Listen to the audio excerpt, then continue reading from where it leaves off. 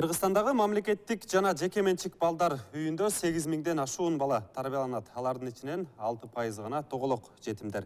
Тилекке каршы жаштайынан ата-эненин мээриминен ажыраган балдардын саны азайган жок, алар жыл сайын өсүп барат. Азыркы учурда Эмгек жана социалдык өнүгүү министрлиги балдар үйүнүн санын кыскартып, андагы тарбияланып жаткан балдарды фостерлик үй бүлөлөргө өткөрүп берүүнү сунуштап жатат. Саламатсыздарбы? НТС телеканалынын түз эфиринде Артара программасы. Менин аты жөнүм Айбек Бийбосунов. Биз бүгүн министрлик сунуштап жаткан демилгенин айланасында талкуу уюштурууну туура деп таптык. Анда талкуунун аягына чейин биз менен бирге болуңуздар. Урматтуу телекөрүүчүлөр, эгерде ушул маселе боюнча, ушул көйгөй боюнча кандайдыр бир сын пикириңиз же болбосо министрликке сунуштай турган кандайдыр бир долбооруңуз, демилгеңиз боло турган болсо, анда 0312ден башталган биздин телефонго байланышыңыз. Ошол эле учурда сиздерге балдар үйлөрүн жоюу зарылбы деген суроо салып собол узаттык. Ага дагы WhatsApp номерибиз аркылуу ооба же болбосо жок деп жооп берсеңиз, сиздин добушуңузду кабыл алабыз. Анда бүгүнкү талкуунун коноктору менен тааныштырсак, Эмгек жана социалдык өнүктүрүү министрлигинин социалдык кызматтарды өнүктүрүү бөлүмүнүн башчысы Назгүл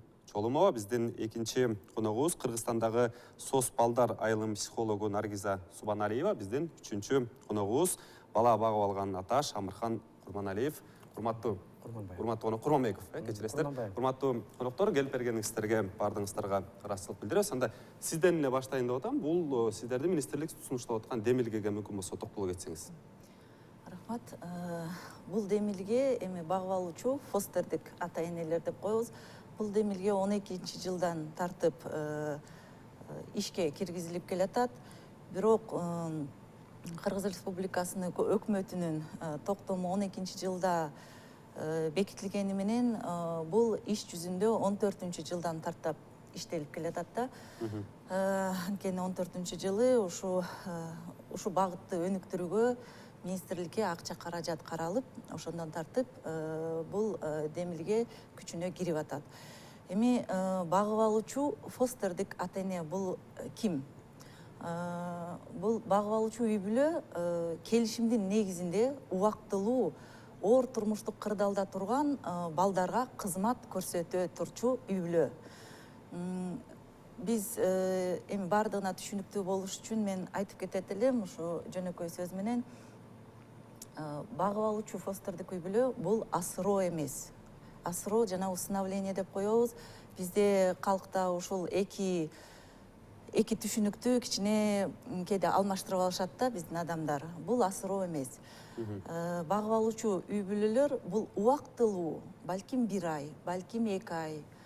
Эгерде ошо баланын жагдайы жакшы болгонго чейин кызмат көрсөтүп келишет да бул ата-энелер. Анан дайыма эле бул жетим бала болбойт. Мисалы, убактылуу деле үй бүлө оор турмуштук кырдаалга кабылып калса, ошол үй бүлө өзүнүн бир шарттарын оңдогонго чейин бул балага ушундай кызмат көрсөтсөк болот десем болот да. Анан айта кетчү нерсе, ата-эне менен райондук социалдык өнүгүү башкармалыктары келишим түзөт. Бул келишимдин негизинде ата-энелерге жана балага ай сайын акча каралат. Канча каражат. Эми жалпы жылдык 1 жылга каралган сумманы бөлүп келгенде орто эсеп менен 6.000 сом бул жанакы ата-энелерге төлөнүп берилет жана ошол эле 6.000ге чейин акча бир аз жетпейт. Баланын жанакы муктаждыктарына сарпталат да. Психолог катары сизден сурайын деп атам, Наргиза. Мисалга турган болсок, жанагы ата-энесиз балдар үйүндө өсүп жаткан бала үчүн, өспүрүм үчүн же болбосо бөбөгүс үчүн фостерлик үй бүлө менен балдар үйүнүн айырмасы эмнеде? Негизинен балдарга интернат менен фостерлик үй бүлөнүн айырмасы абдан чоң. Анткени интернатта биз түшүнөбүз, биринчиден балдар мындай чоң топ болуп тарбияланат. Анан кийин негизинен мына психологиялык жагдайын алсак дагы, ар бир балага ошо интернаттагы биздин воспитательдерибиз, тарбиячыларыбыз мындайча айтканда мээрим берип, жылуулук берип жетишпейт.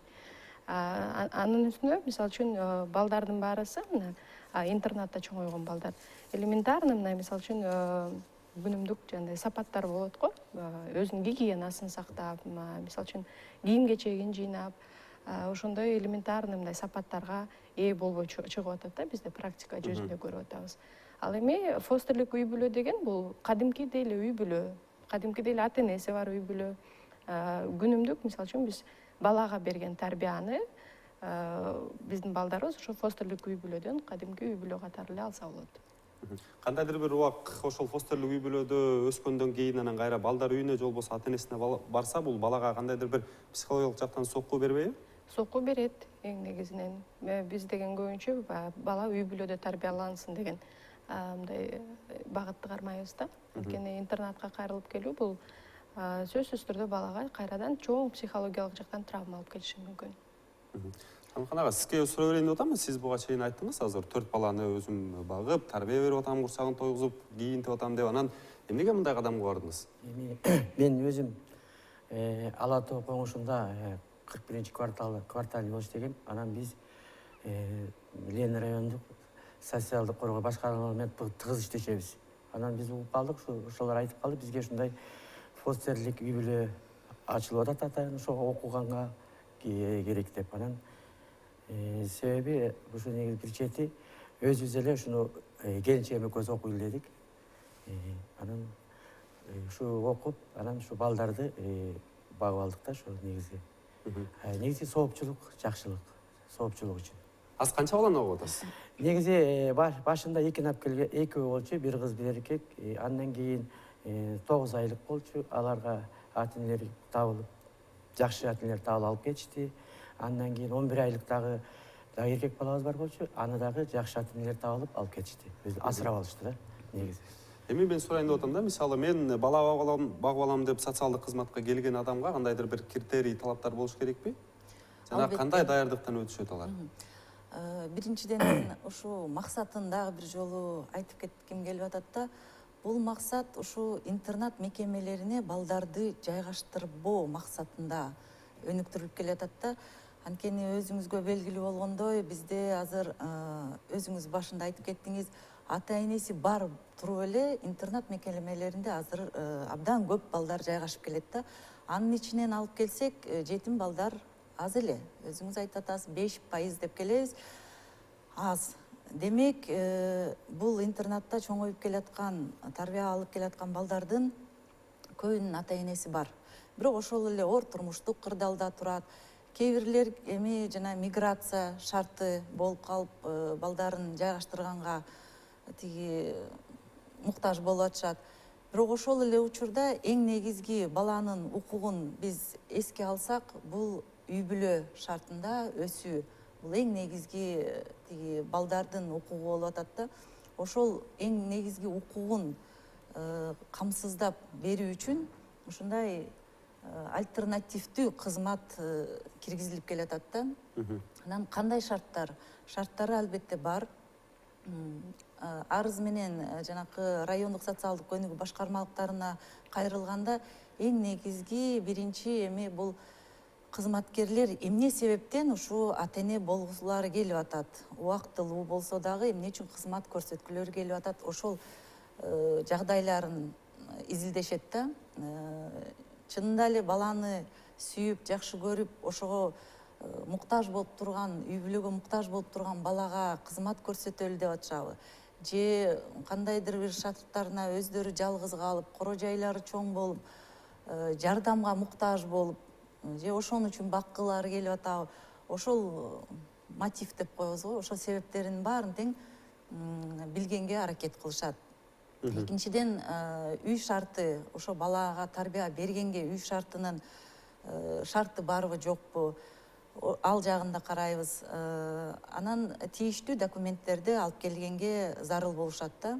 Ошол эле учурда жанагы медициналык осмотрдан өтүшөт. Кыргыз Республикасынын өкмөтүнүн токтомунун негизинде, мындайча айтканда, тизме бар. Определенный бир оорулар менен ооруса, алар багып алуучу да боло албайт, асыроочу да боло албайт да. Жана соттолбогондугун тастыктап бериш керек. Андан кийин документтердин баары туура болгондон кийин биз ушу окууга жөнөтөбүз, тизмелерди беребиз. Жанакы биз азыр окууну эми жанакы бейөкмөт ушундай Эмнени окушат алар? Эмнени үйрөнүшөт? аяктан көбүнчө мына эми Наргиза айтып кетип атат, биз көбүнчө соц балдар айылы менен тыкыз иштешебиз. Аякта психологдор бул ата энелер менен иштешет да. Мындайча башкача айтканда, ошо психологдор ата энелерге балага кандай мамиле кылыш керек, ошо балдар менен кандай тарбия жүргүзүш керек. Баарыбызга эле белгилүү, эми оор турмуштук кырдаалда жашап, айрыкча зордук зомбулук көрүп калган балдар кандай бир психологиялык жактан да жардамга муктаж болот. Андай балдарды дароо эле бул үй бүлөлөргө жайгаштырганда, ошондой балдар менен кандай иш алып барыш керек, кандай тарбия көрсөтүш керек, көп ата энелер билбейт. Кандай шарттарда баланын бир кандайдыр бир муктаждыктарына кандай реакция кылыш керек, бул ата эне билбейт да. Ошондуктан психологдордун атайын окуусунан булар өтүшөт.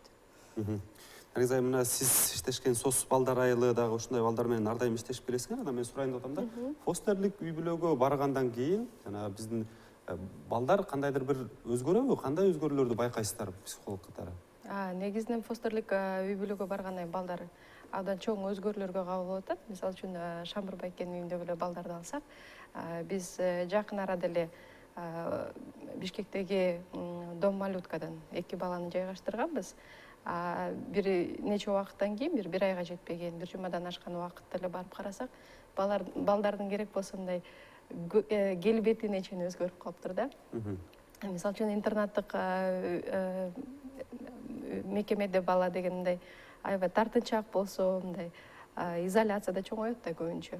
Үй бүлөгө баргандан кийин бала кадимкидей мындай тириленип, мындай өзүнүн аракеттерин кылып, мындай өңү түзүнөн бери бетине кан жүгүрүп дегендей абдан чоң өзгөрүүлөр болуп атат.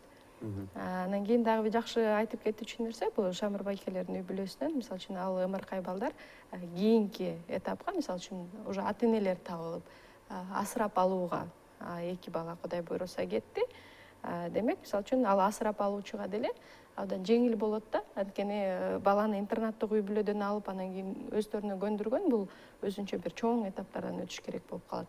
Эгер баланы үй бүлөдөн эле алып кетсе, мындай көп деле психологиялык жактан кыйынчылыктарды туудурбайт да. Анткени бала деген үй бүлөнүн тарбиясына көнүп калган, үй бүлөнүн шарттарына көнүп калган, үйдөгү мисалы үчүн ата эненин кандай десем, өзүнчө тарбиясына да көнүп калган балдар болот да. Ошондуктан өзгөрүүлөр абдан чоң болуп атат. Биз мисалы үчүн фостерлик үй бүлөлөр менен дайыма байланыштабыз да. Анан кийин интернаттан келгенден кийин кадимкидей өзгөрүүлөрдүн да өз көзүбүз менен көрүп байкап атабыз да. Мындай үй бүлөлөр азыр фостерлик деп атпайсызбы? Кыргызстанда канча үй бүлө бар? 14-жылдан тартып ушу негизи эле үй бүлөлүк багып алуучу үй бүлөлүк фостердик кызматын 105 бала алды да. Азыркы күнгө алсак 25 үй бүлөдө 46 бала тарбия алып жатат. Дагы айтып кете турчу нерсе, жакынкы арада министрлик жаңы токтом долбоорун өкмөткө киргизди.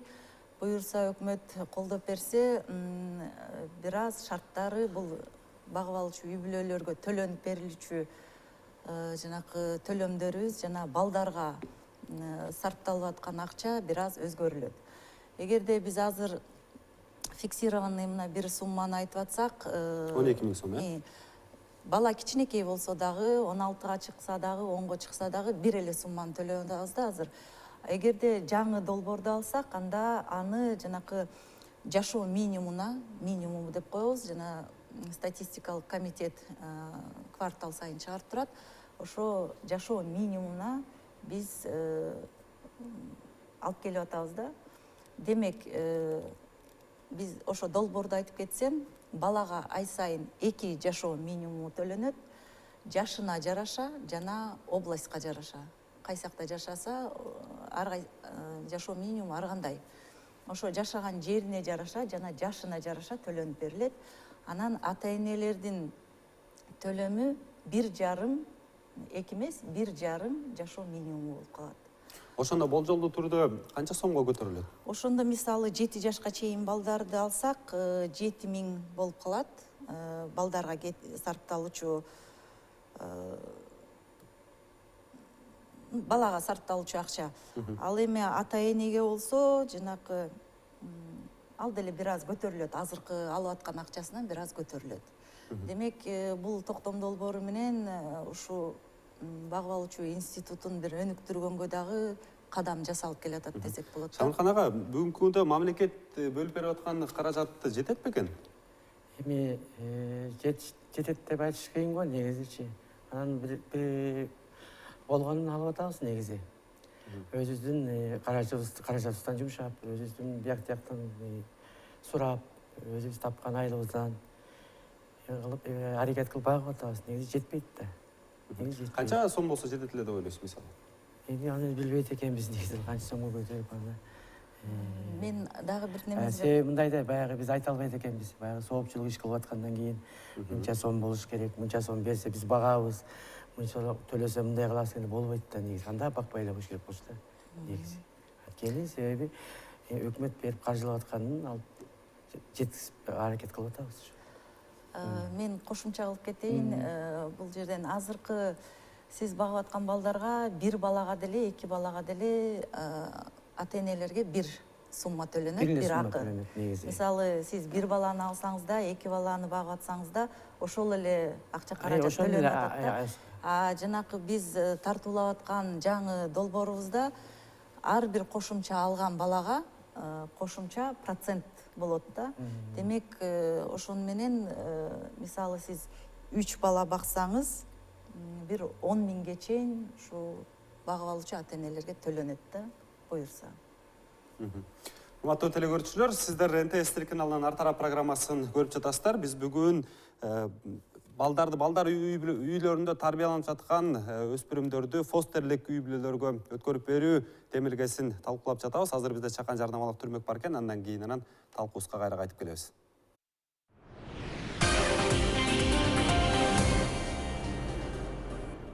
Урматтуу телекөрүүчүлөр, сиздер НТС телеканалынын ар тарап программасын көрүп жатасыздар. Биз бүгүн фостерлик үй бүлөлөр жөнүндө талкуу уюштуруп жатабыз. Анан Шамылхан ага, сизге суроо берейин деп атам да. Мына азыр бул жакта айтып атышат, фостерлик үй бүлөлөргө убактылуу багат, алардын ата энеси табылгандан кийин же башка багып алуучу табылгандан кийин ошол жака өткөрүп берилет депчи. Анан сиздер мындай көрүп калсаңыздар керек, ушул боюнча сурайын деп атам да. Кетип атканда кичине ачышып. Негизи баягы баланы өзүбүздүн балабыздай эле багып атабыз да негизи. Жана өзүңүз айткандай, балдарыбызды кандай карасак, өзүбүздүн негизи бир бала, бир кызыбыз бар. Кызыбыз 20-га чыкты. Уулубуз болсо 2 класс. Анан биз ошо балдар менен чогуу болуп, баягы мындайча айтканда эгоист болбой биздин балдарчы. Көп негизи өзүбүздүн тилегибиз ушундай болчу, көп балдар багып алуу, балалуу болуп, анан Кудайдын эмеси экен, анан ушундай балалуу болдук да негизи, анан жетишерлик.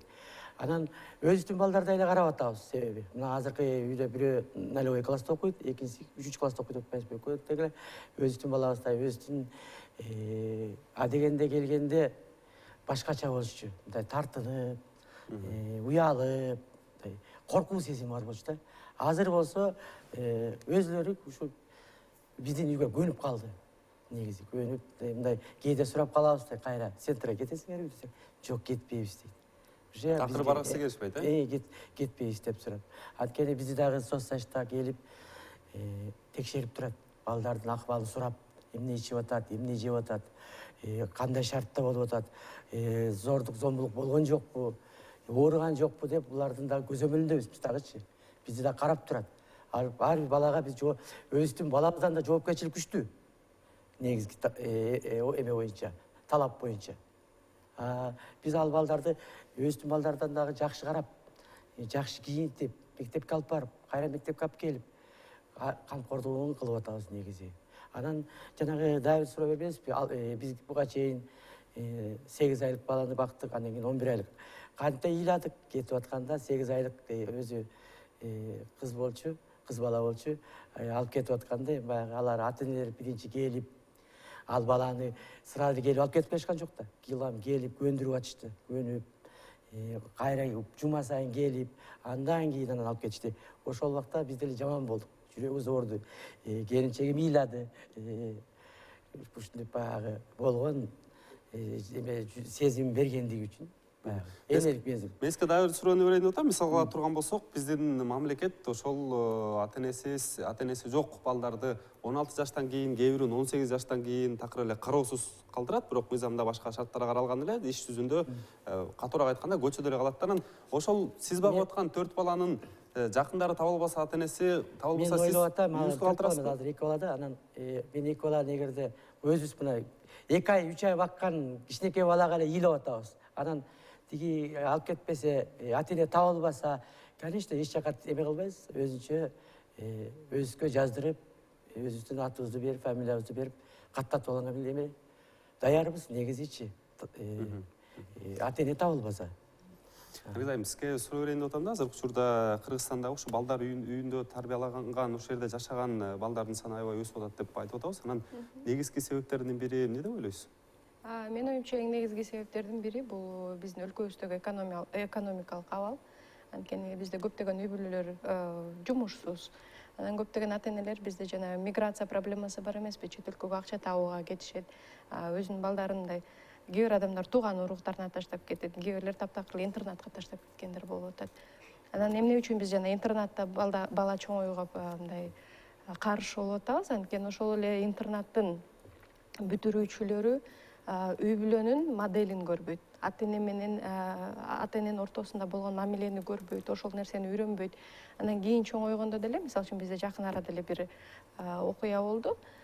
Интернаттын бүтүрүүчү кызы өзү турмушка чыгып, кыздуу болду. Анан кайра бир нече убакыт өткөндөн кийин эле кайра өзүнүн кызын интернатка алып келип атат да. Эмнеге сен кызыңды алып келатасың? Сен өзүң жаңы эле бул жактан бүтүп кетпедиң беле деп сүйлөшсөк, мен деле бул жерден өлбөй чоңойбодумбу, менин балдарым деле өлбөй ушул жерден эле чоңоет деген сөз болуп атат да. Ошондуктан көбүнчө ушу интернатта чоңойгон балдар кайра өзүнүн балдарын мындай таштап кеткен тенденция байкалып атат биздечи. Анан кийин ошол дагы эң негизги проблемалардын бири, анткени бала деген үй бүлөдөн эмнени көрсө ошол нерсенин баарын үйрөнөт да. Ата эненин ортосундагы мамилени, жылуулукту, ата эненин тарбиясын көргөн бала баары бир башкача болуп чоңоет. Анан ансыгандай бул да биздин эң негизги проблемаларыбыздын бири деп айтып кетсем болот. Жанагы ата энесиз өскөн балдар эрезеге жеткенден кийинки мамлекеттин аларга болгон мамилесине кандай баа бересиз? Балдар көбүнчө 18 жашка чыккандан кийин бул мамлекеттин каржымасынан чыгат да. Мисалы үчүн балдар өзүнүн оокатын кылып кетет да. Эми билгенден мыйзамда ар бирине үй турак жай берилиш керек деп турат да. Негизи бирок иш жүзүндө өткөндө эле бир 2 көрүнүш болду, 2 бала үйлүү болду, бир бөлмөлүү. Андан башка мен көрбөйм да. Ал суроо бул жака болсо керек. Сиздин ошо оюңузду билейин дедим эле, бул жака да болуп атабыз азыр. Туура айтасыз. Балдар айрыкча интернат мекемелеринен чыккандан кийин абдан абалы оор болуп атат да. Ошол эле балдар жанакы оор турмуштук кырдаалда турган адамдардын санын мындайча айтканда көбөйтөт да. Бунун маселеси кандай эми? Эң биринчиден эми мыйзамыбызда жакшы жазылган, ар бир бала интернаттан чыккан, эгерде мүлкү жок болсо, жашоо шартын жакшыртууга укугу бар. Үй бөлүнүп берилиш керек. Бул турак жай кодексинде абдан жакшы көрсөтүлгөн. Бирок тилекке каршы жашоо жүзүндө андай камсыз болгон балдар аз болуп атат да. Камсыз болгон убактар бар. Жанакы жергиликтүү бийликтер, жер тилкелери менен камсыз кылышат. Жанакы помещение деп коебуз, турак жай болуп калса, аларды деле камсыз кылат. Андай фактыларыбыз бар, бирок абдан аз да. Системдүү түрдө бир түшө элек. Бирок акыркы жылдары жанакы ар кандай жана бейөкмөт уюмдар аркылуу, айрыкча жанакы араб өлкөсүнөн келген уюмдардын жардамы менен ушу Чүй областына бир топ үйлөр салынды да. Аз камсыз болгон үй бүлөлөргө жана ушу үй бүлөдө атасы жок үй бүлөлөргө ушундай үй менен камсыз болуп келатышат да. Андай үй бүлөлөрүбүз көп эле. Бирок мамлекет тарабынан ушул жакшы бир нукка түшпөй атат. Буну моюнга алыш керек. Ага карабастан министрлик азыр токтом долбоорун иштеп чыктык. Азыр жанакы министрликтер менен согласование деп коебуз, өтүп жатат процессин. Бул эмне токтом долбоору? Бул жанакы жилищный фонд, министрликтин астында ушундай турак жай фондун түзүү боюнча токтом долбоору иштелип чыкты. Бул токтом долбоорунун негизинде жанакы ар тараптан сот аркылуу кээде помещениялар бошолтулуп калат. Ошол үйлөрдү министрликтин алдындагы түзүлүп жаткан фондко берсе деп атабыз да.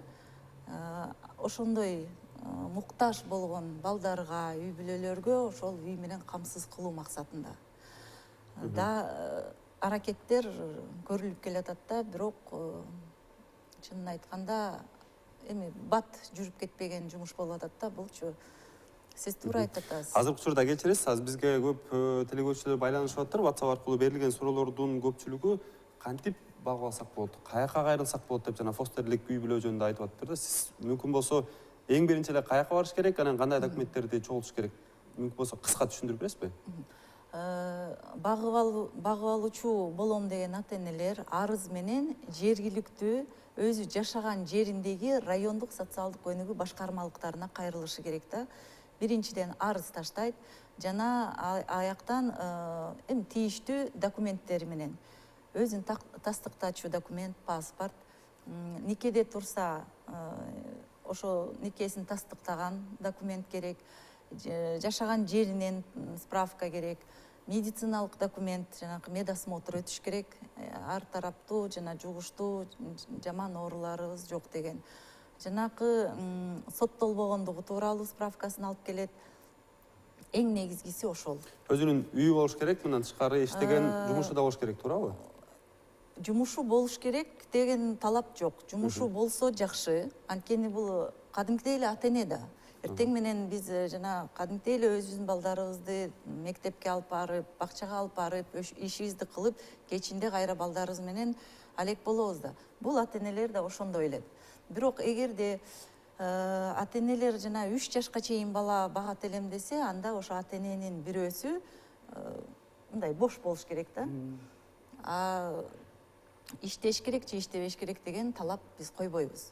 Эң негизгиси ошол үйү болуш керек. Өзүнүкү эмес болсо дагы жанакы катталган жери болуш керек жана шарты болуш керек. Үй бүлөнүн киреше булагы болуш керекпи деген суроону берип атат. Фостердик үй бүлөгө тастыктачу жанакы иштеп атат деген справка талап кылбайбыз. Эң негизгиси шарты болуш керек да баланы бакканга. Түшүнүктүү. Фостерлик үй бүлө ачып, ошо балдарды багат элем, аларга мээримдүү төгөт элем деген ата-энени дагы окутабыз дедиңер. Эмнени окутасыңар азыр? Негизинен бул Назгүл эже айтып кеткендей өзүнүн баскычтары бар. Буну жергиликтүү социалдык службалар текшерип, мисалы үчүн жашоо шартын тастыктагандан кийин 4-этап болуп бизге окууга жөнөтүлөт. Биздин окуу программабыз бар атайын Кыргызстан боюнча 72 сааттан турат. Көбүнчө бул окуу программаны психолог жана социалдык ишкер менен чогуу өтүлөт да. Бул программанын негизинде мисалы үчүн ата-энелер көбүнчө психологиялык жактан үйрөнөт. Балдардын өнүгүү өсүүсү, жашына жараша кандайдыр бир кризистер, мисалы үчүн биз түшүнөбүз, интернаттан келген бала сөзсүз түрдө бул башкача бала болот, анын өзүнүн жүрүм туруму башкача болот. Ошол нерсени мисалы үчүн ата-энелер үйүндө балага кантип мамиле кылыш керек, кантип туура тарбиялаш керек, позитивдүү дисциплина деген бизде түшүнүк бар. Ошол жөнүндө ата-энеге түшүндүрүп кетебиз. Анан кийин жана ар кандай психологиялык травмага кабылган балдар да келиши мүмкүн бизге. Ошол балдар менен кантип ата-эне туура иштеши керек, туура сүйлөшүшү керек, психологиялык өзгөчөлүктөрдүн баардыгын мындай түшүндүрүп кеткенге аракет кылабыз да ошо 72 сааттын ичинде. Анан кийин ошондуктан бул дайын ата-эне болуп чыгат, балага кантип мамиле кылууну билет, баланын жана кандайдыр бир травмаларын түшүнгөн ата-эне болуп чыгат. Жана зордук зомбулукка кабылган балдар болсо, алардын да жүрүм туруму, мындай күнүмдүк жашоодогу өзгөчөлүктөр болот. Ошондой нерсе менен мындай үйдө жашап, мисалы үчүн кантип күндөн күнгө мындай балага жардам берип, туура мамиле кылса болот. Ошол жөнүндө ата-энелер бизди үйрөнүп кетет да. Самыркан ага, сизге дагы бир суроо берейин деп атам. Жана сиздер багып аткан балдарга жанагы төлөнө турган, айына төлөнө турган акчадан башка дагы кандай жеңилдиктер бар? Мисалы, билим алууда же болбосо бала бакчада же балким электр жарыгыңыздан да жардам береби үйдөн? Билим алды эми баягы быйыл жалпы билим берүү министри чыгарбады, эч кандай акча төлөнбөйт деп. Фонддорду төлөбөйт экен. Ооруканага барсаңыз, ушундай жеңилдиктер барбы негизи? Пока бара элекпиз, ооруй элек пока. Жеңилдиктерди пока көрө элекпиз. Ооруканага бара элек, ооруй элек, оорута элекпиз. Негизи жеңилдиктер барбы? Негизи бар. Кандай жеңилдиктер бар? Анан дайыр себеби бу жанагы интернатта отпайсызбы? Интернаттагы бала менен үйдө өскөн баланын айырмасы асман менен жердей болот экен да. Себеби алар даяр деле көнүп калышканда туруп эле даярга эле арыбас, бери баса деп булар азыркы үйдө жүргөн балдар мына көнүп калышта үйдөн нан кандай келет, магазинге барып нан алып келип, тиги тамак кандай болуп бышат, ошо үй оокаттарга да кичине жардам болот, эме болот экен да, көнүшөт. Ага чейин келгенде баягы элементарный шыпыргыны билиш эмес. Негизи бул шыпыра турган шыпыргыны билчү эмес. Азыр мына кантип биздин үйдөгү балдардай болду эле кантип киришип болгон оокатты кылып эми шаар жеринде эмне оокат болмок, просто баягы өзүнө керектүүлөрүн кабыл алып атышат да негизи.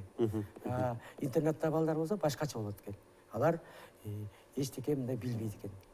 Баягы даяр туруп, эртең менен туруп, тарбиясы да башкача болот. Анткени бизге буга чейин дагы 6-7 класста бала келди, бирок батарея кетип калды, ошо ал башкача болуп калды да, ал көнө албайт экен. 6-7 жаштагы бала уже интернетте жүрүп көнө албайт экен. Көнбөй койду. Ал анан бизди кайра жеткизип койдук. Балдардан да сурайт. Силер ушул жака каласыңар, ушул үйдө жашайсыңар деп балдардан дагы атайын комиссия болуп, ошо комиссия сурайт. Бул адегенде бизди мейгиле деп эле фостеский бирөөгө бере койбойт. Адегенде бизди бир ай, бир жумада бир барып, центрга барып, алдын ала даярдап алып келип туруп анан багууга өтөт экен да. Үйгө алып келип, коно кайра центрге алып барып, кайра үйгө алып келип, ошентип биз мартта баштаганбыз, майда бизде комиссия чечим чыкты. Балдардан сурап, ушу ата-эне жактыбы, ушулар менен кетесиңерби деп, ошондо чечимини, балдардын чечимин да карайт. Мындай эле баягы кичинекей балдардыкы ладно, баягы 8 айлык, 9 айлык темаларды мындай эле келип алып келет экен, без комиссия эле. Бул тили чыккан, акыреси балдарды сурап комиссия менен алып келет. Түшүнүктүү, урматтуу коноктор, бизге тилекке каршы бизге бөлүнгөн убакыт аягына келип жетип атат. Сиздер менен коштошконго мажбур болуп жатабыз. Бул жакшы демилге албетте Кыргызстан боюнча жайылып, мына Шамыркан агада болгон кишилердин саны өсөт деп билдиребиз. Урматтуу телекөрүүчүлөр, буга чейин сиздерге балдар үйлөрүн жоюу зарылбы деген суроо узаттык эле. Жок деп 75 адам, ал эми 21 адам ооба деп билдирген экен. Урматтуу телекөрүүчүлөр, сиздер НТС телеканалынын Артырап программасын көрдүңүздөр. Аны мен Айбек Бийбосунов алып бардым. Аман туруңуздар.